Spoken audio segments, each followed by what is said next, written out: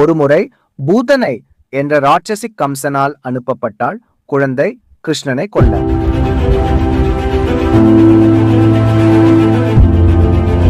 அவள் ஒரு அழகான பெண்ணாக வேஷம் மாற்றிக்கொண்டு கோகுலத்தில் இருக்கும் யசோதையின் வீட்டிற்கு சென்றாள்.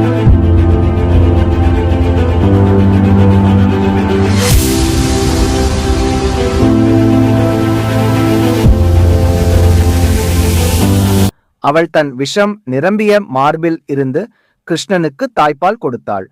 கிருஷ்ணன் தன் மார்பில் பால் குடிக்க ஆரம்பித்ததும் அவள் முகம் கொடிய ராட்சசி உருவமாக மாறத் தொடங்கியது.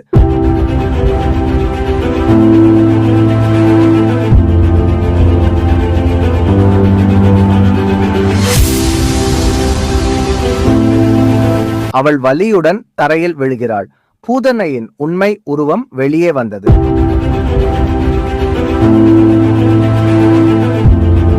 கிருஷ்ணனின் தெய்வீகத்தன்மை அனைவரும் உணர்ந்தனர்.